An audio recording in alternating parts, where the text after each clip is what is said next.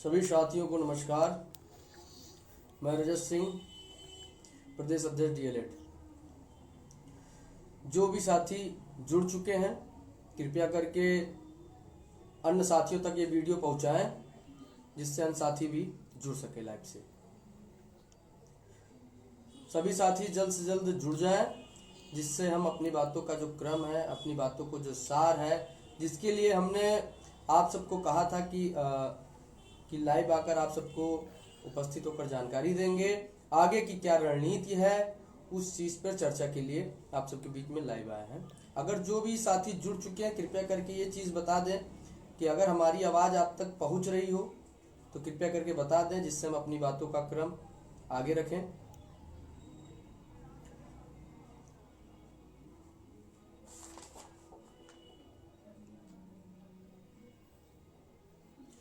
आवाज़ एकदम स्पष्ट आ रही हो तो कृपया करके आप सब एक बार ज़रूर बता दें कमेंट बॉक्स में, जिससे हम अपनी बातों का क्रम आगे करें।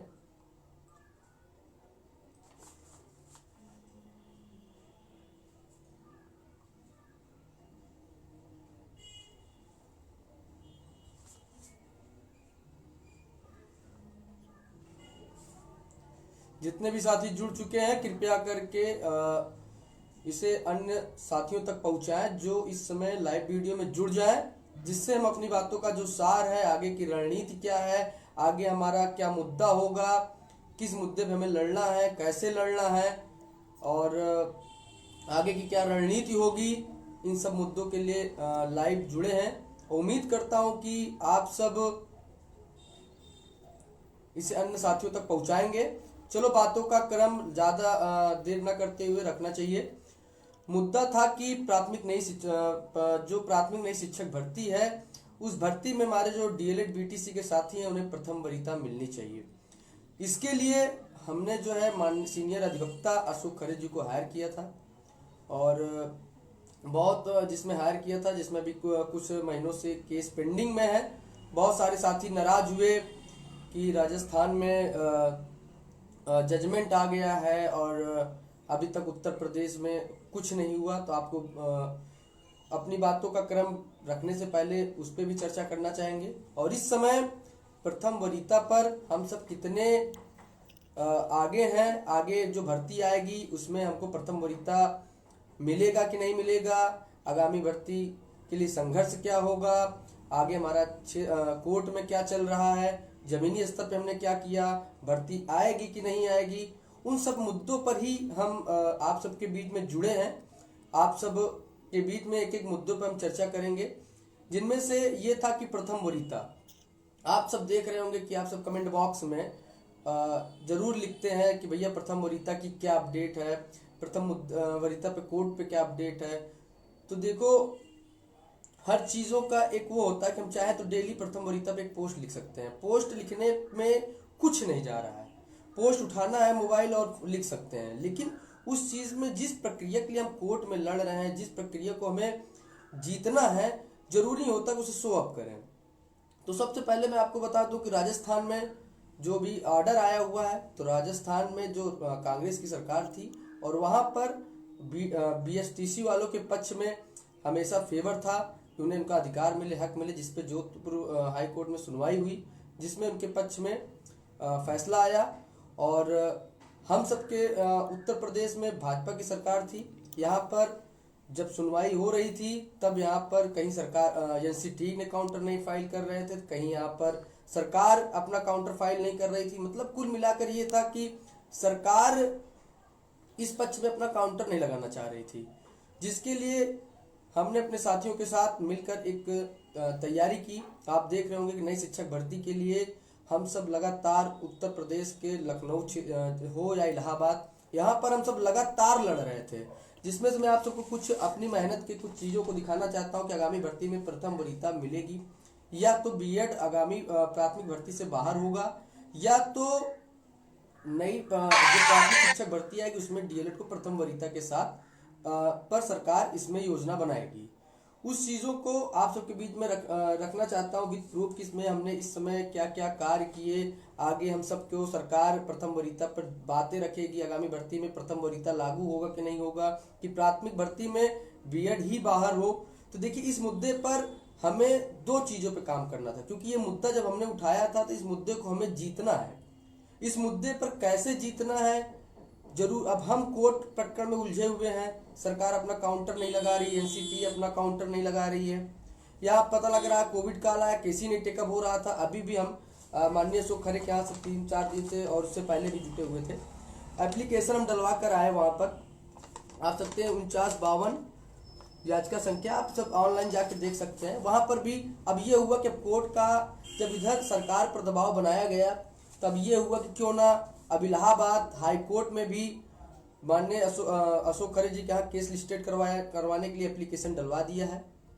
और जोधपुर में जो बीएड के खिलाफ जो ऑर्डर आया हुआ है, उस ऑर्डर में वहाँ रॉयल जी राजस्थान में है, लीडर हैं, जो बीएड के खिलाफ जो आवाज़ उठाया और वहाँ पर उन्होंने कोर्ट में लड़ा, उनसे भी हमारी चर्चा पर चर्चा हो गई है।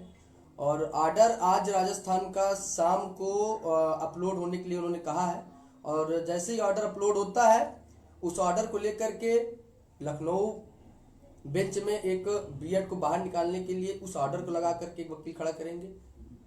और उस ऑर्डर को जब लखनऊ बेंच में लगा करके बीएड को बाहर करने के लिए वो केस के लिए हम लड़ रहे हैं।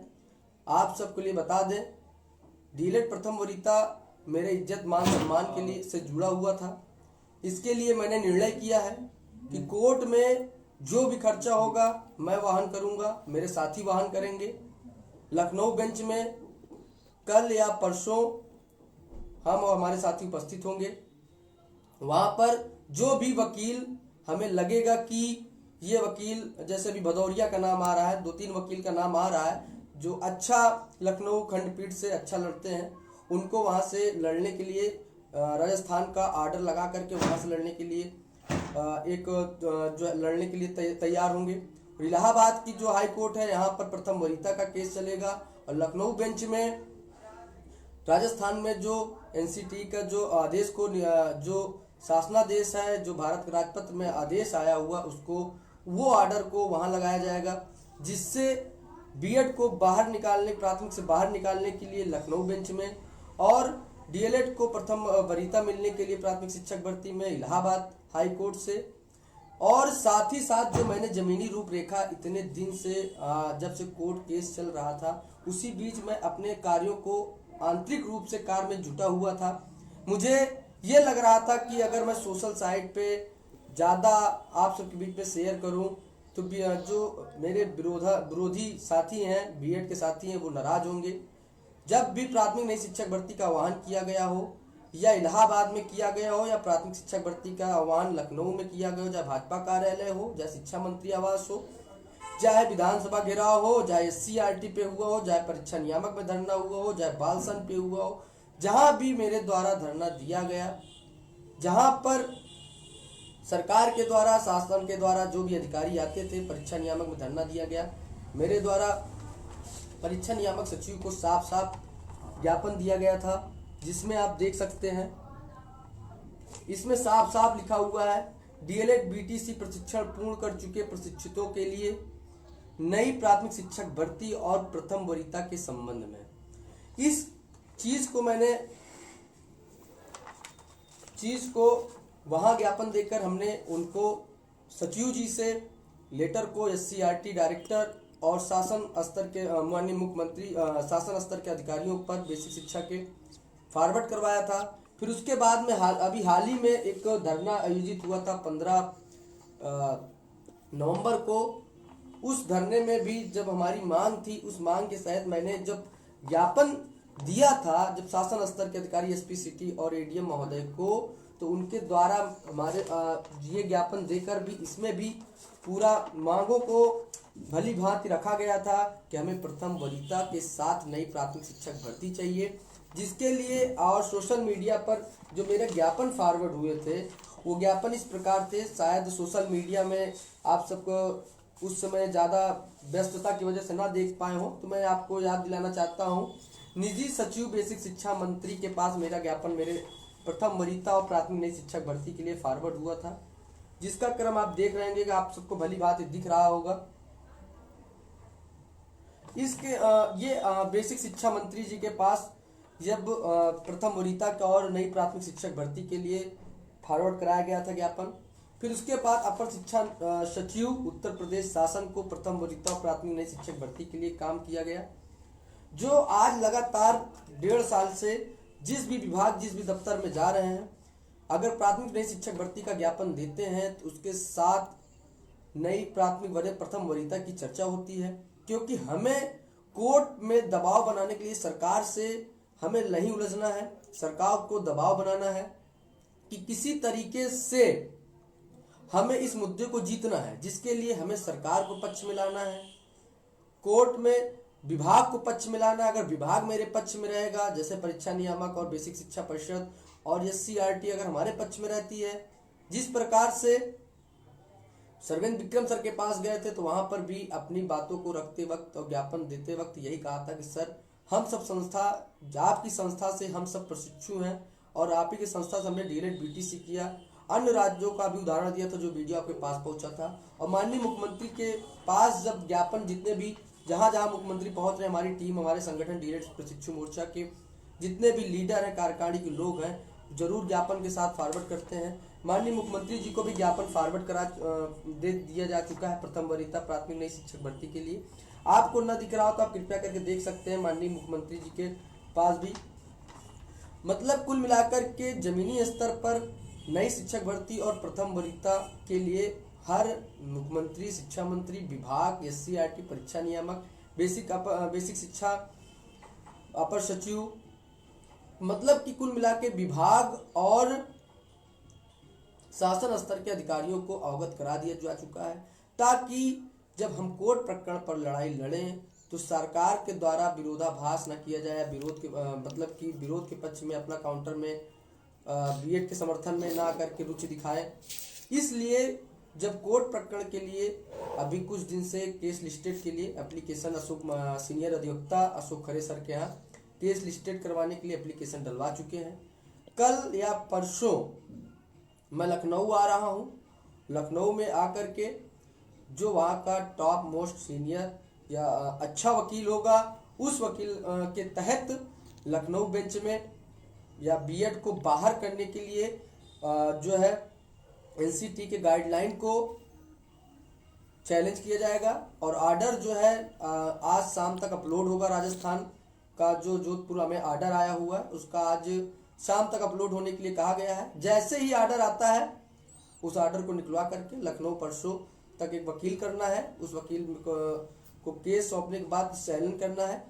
और बहुत सारे साथी परेशान हो जाते हैं कि भैया आप प्रथम वरीयता कुछ नहीं बोलते। देखिए साथियों, मेरे सामने इस चीज़ों का ज़्यादा दिखावापन, अगर जब कोर्ट में कुछ हो, प्रथम वरीयता पर कोई आंतरिक कार्य हो रहा है, आप देख रहे होंगे कि जो B.Ed के जो लीडर हैं, आप देख रहे होंगे कि इस समय B.Ed के जो लीडर हैं एकेडमिक हटाने के लिए लड़ रहे हैं, लेकिन वो सब आंतरिक रूप से काम करते हैं। वो सोशल मीडिया पर कतई भी इस चीज़ को ज़्यादा शो अप नहीं करते हैं। आंतरिक रूप से उनका ज्ञापन हर विभाग में शासन जो भी मंत्री मुख्यमंत्री आज तक पहुंच रहा है। लेकिन हम सब क्या होता है कि कामों को ज़्यादा ना करते हुए ज़्यादा दिखावापन की तरफ आप सब सोचते हैं कि रोज़ हम प्रथम वरीयता पे कोई अपडेट दें। देखिए साथियों, कुछ नया चीज़ हो, जब उस चीज़ पे हम जीतना चाहें तो हमें कभी भी हमला करना हो, कभी किसी व्यक्ति से जीतना हो तो जरूर विपक्ष को मौका न दें।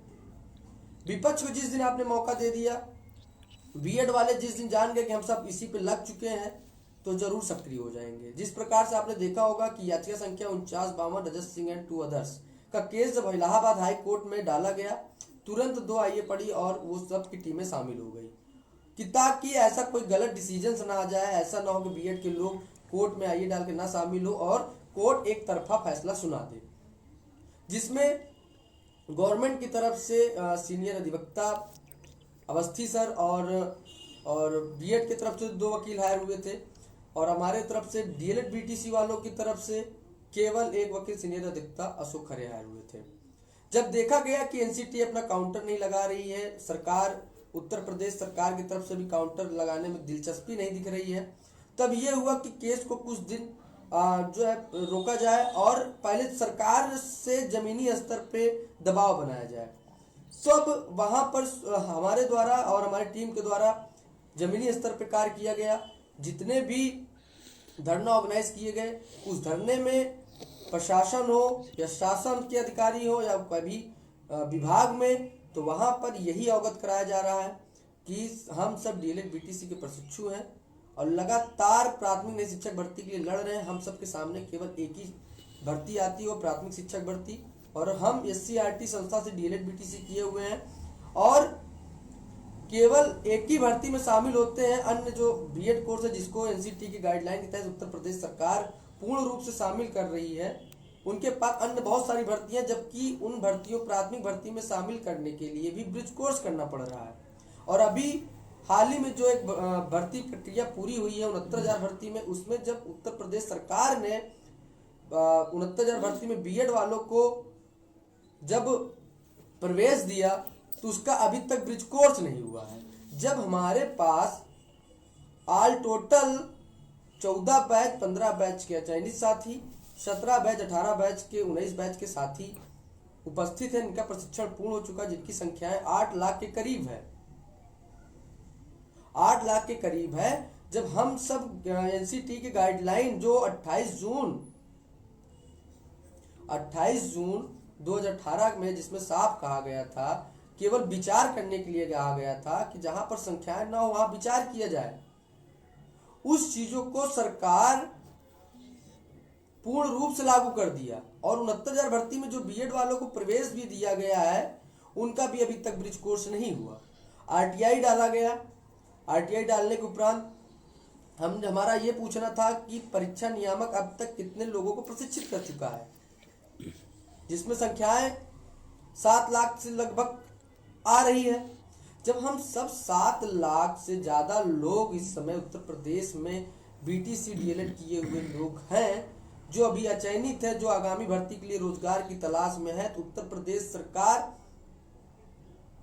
किस तरीके से बीएड वालों को बराबर का हक दे करके हम सबका हक को छीन रहा है, जिसके तहत अभी तक आपको देख चुके होंगे कि प्रथम वरीयता के लिए सरकार को, विभाग के आला अधिकारियों को, सबको अवगत कराया गया है। अब एक इलाहाबाद जो हाई कोर्ट है, यहाँ पर प्रथम वरीयता का केस चलेगा, जिसके लिए एप्लीकेशन डलवा चुके हैं। आप सब 4952 पे जाकर देख सकते हैं, वहाँ पर एप्लीकेशन पड़ चुकी है, नीचे शो होने लगा होगा कि एप्लीकेशन पड़ चुकी है। जल्द ही केस लिस्टेड होगा, तो यहाँ पर सुनवाई प्रथम वरीयता की होगी और जोधपुर का ऑर्डर आज शाम को आते ही कल या परसों लखनऊ पहुंचेंगे। वहां पर जो भी टॉप मोस्ट सीनियर वकील होगा, जो इस केस में ज़्यादा दिलचस्पी लेगा, जो लगे कि हाँ अपने पैरवी करने वालों के लिए एकदम ईमानदारी से खड़ा रहेगा, जिस प्रकार उन लोगों को, उन वकीलों को केस सौंपा जाएगा। उसके बाद वहां पर बीएड, अवैध बीएड को निकालने के लिए यहाँ पर प्रथम वरीयता के लिए लड़ाई लड़ी जाएगी। लेकिन हम सबको भी कुछ न कुछ साथ खड़े रहना पड़ेगा। जैसे प्राथमिक शिक्षक भर्ती के लिए अभी तक जितने भी धरना प्रदर्शन हुए, उस धरना प्रदर्शन में ये बोला गया कि नई शिक्षक प्राथमिक शिक्षक भर्ती दें, लेकिन अब वो समय आ चुका है, प्रदेश सरकार भर्ती देने के लिए अभी तैयार नहीं हो रही, लेकिन समय है कि भर्ती दे सकती है। इस समय हम सबको धरने के साथ जब भी अपनी मांग को रखें, प्राथमिक नई शिक्षक भर्ती की जब भी मांग रखें, तो साथ में प्रथम वरीयता की या बीएड को निकालने की मांग को रखें, जिससे सरकार मीडिया तक हमारी बात पहुंचे और उनको ये बताएं कि हम सब डीएलएड बीटीसी वाले हैं। सरकार बीएड को बराबर का दर्जा देकर हम सबके अधिकारों को छीन रही है। तो इसके साथ जब हम सब बराबर लड़ेंगे, बराबर शासन पे, सरकार पे दबाव बनाए रहेंगे, तब इस चीज़ों पर बहुत प्रभाव पड़ेगा। क्योंकि अगर हम सबकी एकता, एकजुटता सरकार को नहीं दिखेगी, तो सरकार कोर्ट में विपक्ष में खड़ी, विपक्ष की पूरी भूमिका निभाएगी, क्योंकि वो बीएड को हटाने के लिए, हटा करके वोट बैंक वाली राजनीति बीएड को शामिल करके वोट बैंक की राजनीति का गेम खेलेगी। तो हम सबका इतना उद्देश्य होना चाहिए कि आगामी भर्ती में जितना भी धरना हो, मीडिया हो या कुछ भी हो, हम सबको बराबर अपनी हक अधिकार के साथ साथ प्राथमिक शिक्षक भर्ती को मांग को रखना पड़ेगा। तभी ही इस मुद्दे पर जमीनी स्तर पर और कोर्ट प्रक्रिया में लड़ सकते हैं और जीत सकते हैं। जिस प्रकार से डीजी महोदय से हम अब तक 3-4 बार मुलाकात हो चुकी है, जब भी जाते हैं तब प्रथम वरीयता पर चर्चा होता है, उनके द्वारा यही हमें आश्वासन दिया जा रहा है। और इसीलिए थोड़ा एक खुशखबरी भी थी कि शासन स्तर पर जब भी बैठक होगी तो अगला नोटिफिकेशन संशोधित होगा।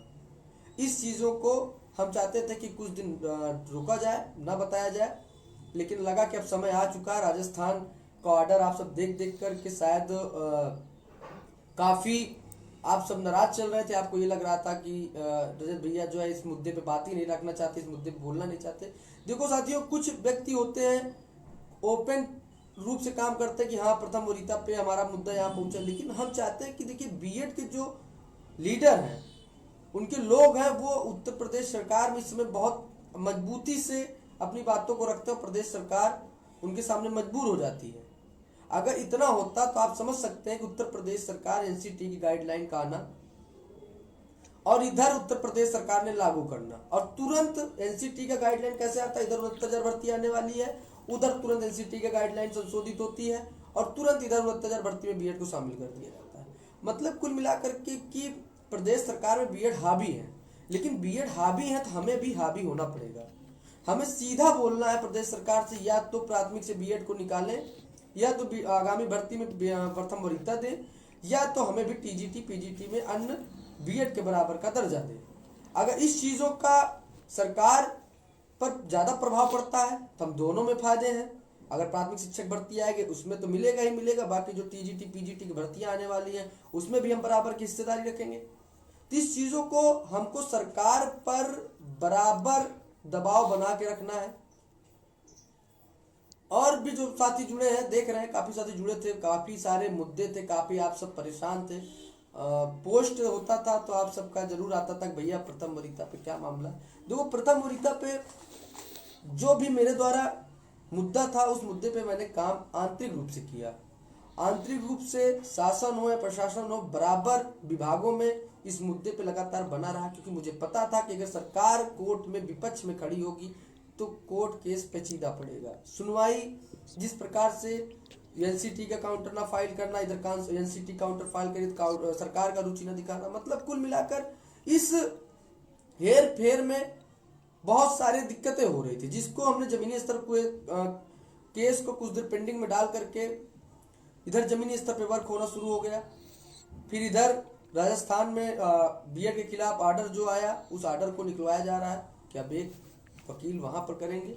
और बहुत सारे साथी सोच रहे होंगे इस मुद्दे पे जब मैं खुलकर आया था तभी सोचा था इस मुद्दे पर हमें जीतना है, आगामी भर्ती में इसे लागू कराना है। और ये भी कह रहा हूं कि कोर्ट प्रकरण में जितना खर्चा आएगा संगठन और हमारे द्वारा पूरा सहयोग होगा, किसी से कोई 1 रुपया नहीं लिया जाएगा। इसलिए कतई भी मन में ये मत सोचिएगा कि रजत भैया कोर्ट के लखनऊ बेंच में जाएंगे पैसा मांगेंगे। देखिए मैं एक बार बहुत बड़ी गलती कर चुका हूँ, अकाउंट जारी करके, वो गलती कतई दोबारा नहीं करूंगा। लखनऊ की जो भी खर्चा आएगा उसका वहन मैं और हमारे साथी करेंगे, और हर हाल में अवैध बीएड को लखनऊ के बेंच से निकालने का और इलाहाबाद हाई कोर्ट से प्रथम वरीयता लागू करवाने की पूरी प्रयास और कोशिश किया जाएगा।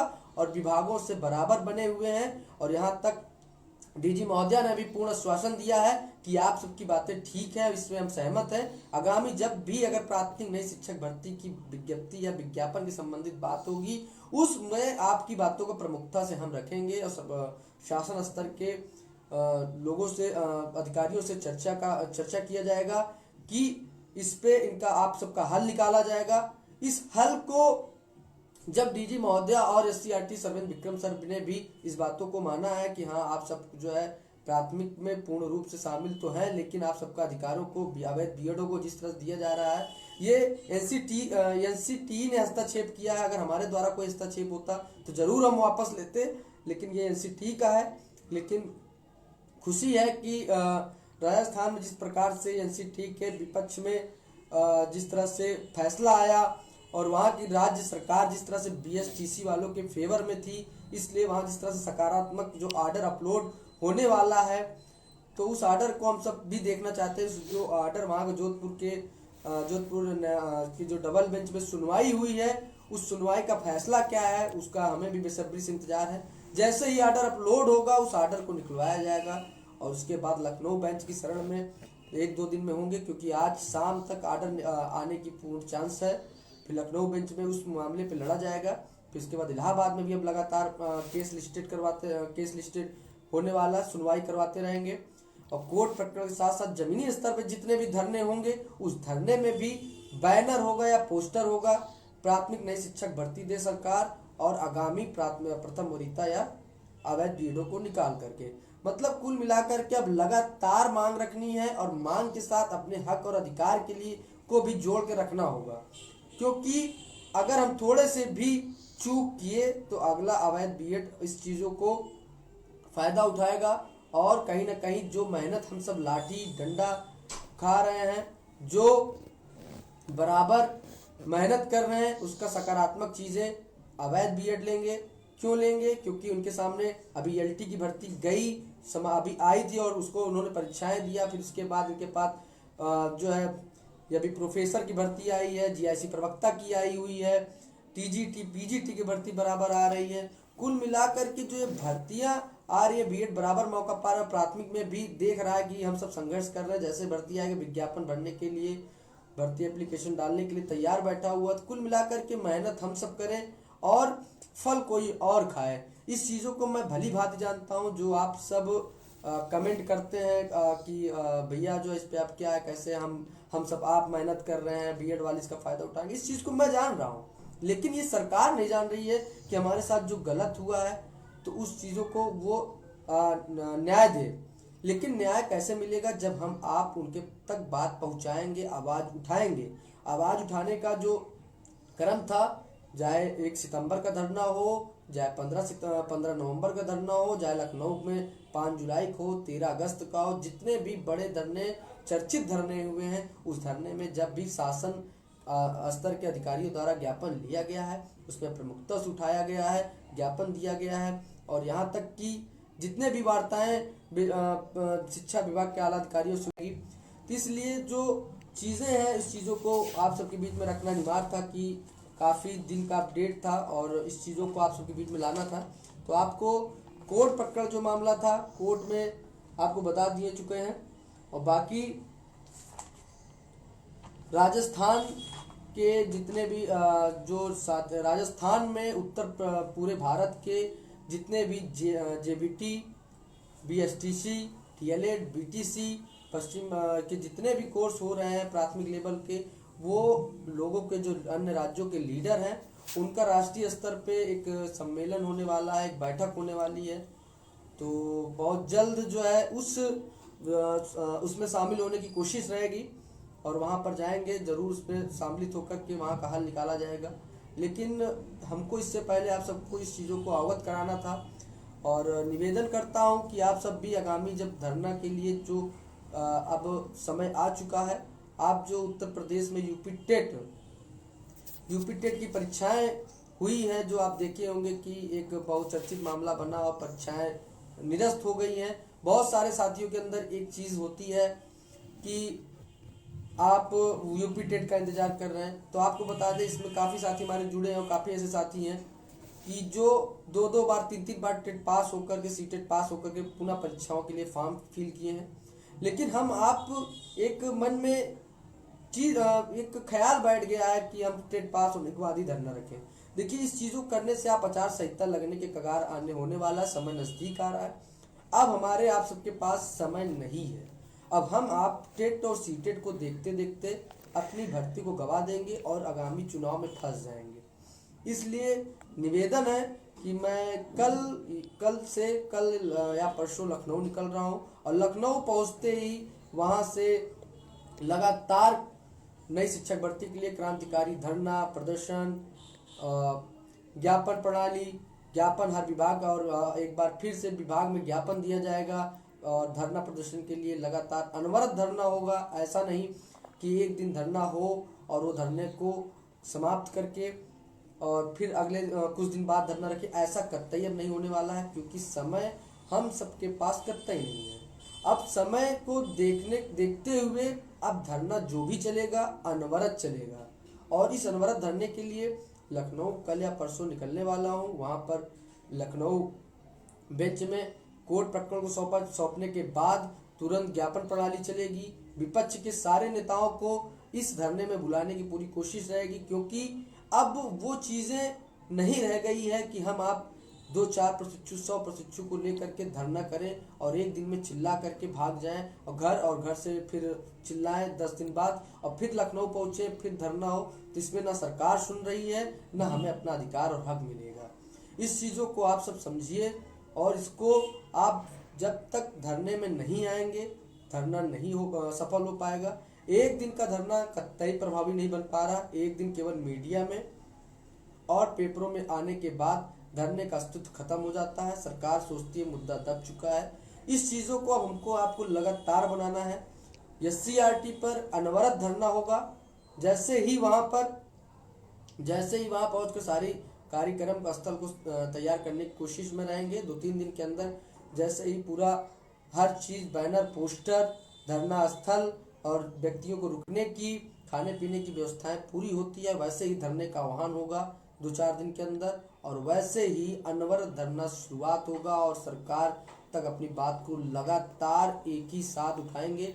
और हम चाहेंगे कि इस धरने में उस क्रांतिकारी जज्बे के साथ साथ हमको आपको एक दृढ़ निश्चय के साथ आना पड़ेगा। जब तक हम सब के मन में ये होगा कि हमको अब भर्ती लेकर ही जाना है। तो मैं आपको बता दूं कि जो चुनावी माहौल चल रहा है, पक्ष विपक्ष में खिंचाव बन रहे हैं, वोट बैंक बढ़ाने की राजनीति चल रही है, उस समय हम सब एक वोटर का काम करते हुए अपनी भर्ती को पा सकते हैं। और इसके लिए हमें आपको बहुत शालीनता से एक मंच पर आकर के अपनी बातों को सर रखते हुए धरने को काफ़ी लंबा खींचना है जब तक मांग ना पूरी हो और सभी को उसमें अपनी भूमिका को बनाए रखना होगा। इस चीज़ के लिए तैयारी के लिए और भी बहुत सारे हमारे साथी हैं जो बहुत सारे प्रश्न रख रहे हैं। मुझे पता है कि हमारे सामने बहुत बड़ी संशय होती है। जब मैं यूपी टेट से पहले भर्ती के लिए रखता हूं तो यूपी टेट वाले साथी नाराज हो जाते हैं और उल्टा सीधा कमेंट करते हैं। और जब मैं प्रथम वरीयता की बात करता हूं तो बीएड के कुछ परिचित हो या ना परिचित हो, वो लोग नाराज होकर के अशब्दों का प्रयोग करते हुए गलत कमेंट करते हैं। तो मेरा उद्देश्य में मेरी लड़ाई बीएड वालों से नहीं है। मैंने साफ शब्दों में पहले भी कहा है, आज भी कह रहा हूँ, मेरी लड़ाई बीएड वालों से नहीं है। मेरी लड़ाई उत्तर प्रदेश सरकार से है। अगर उन्होंने डीएलएड बीटीसी का कोर्स केवल प्राथमिक में शामिल करने के लिए करवाया है तो उन्हें उनका हक और अधिकार दे। अगर उन्होंने नहीं करवाया है तो बराबर बीएड के बराबर का डीएलएड का दर्जा दे दें। हमारी लड़ाई से कोई मतलब नहीं है। हम भी टीजीटी पीजीटी जैसी प्रवक्ता में भर्तियों में शामिल हो सकते हैं। बस इसी के साथ अगर कोई भी साथी कोई भी प्रश्न, कोई भी चीज़ों की समस्याएं वो पूछ सकता है। मेरा 3 मुद्दा था।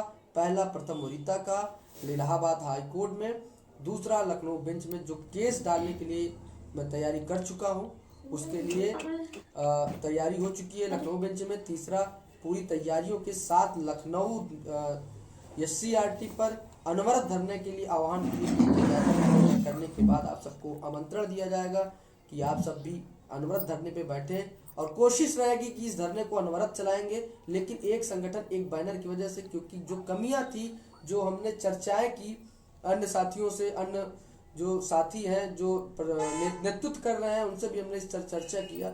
जब तक हम सब एक बैनर, एक मंच के नीचे आकर के अनवरत धरना नहीं देंगे, सरकार तक अपनी बात नहीं पहुंचाएंगे, तब तक सरकार हमारी बातों को नहीं सुनेगी और हम आप एक दिन का धरना देंगे, कहीं भी स्थान पर दे लेंगे, एक दिन मीडिया में, पेपरों में चलेगा और मुद्दा ठंडे बस्ते में चला जाता है। तो अब समय हमारे पास नहीं है और समय को देखते हुए हमें कम समय में अनवरत धरना और सार्थक धरना और सफल धरना बनाना है। इसी के साथ मैं अपनी वाणी को विराम देना चाहता हूँ। और भी बहुत सारे साथी हैं जो बातों को रख रहे हैं और बहुत सारे साथी कह रहे हैं कि प्रथम वरीयता का धरना हो। देखिए, प्रथम वरीयता के साथ नई शिक्षक भर्ती को जोड़कर धरना रखा जाएगा। तो एक बिंदु पर दो लड़ाई अच्छे से लड़ी जा सकती है।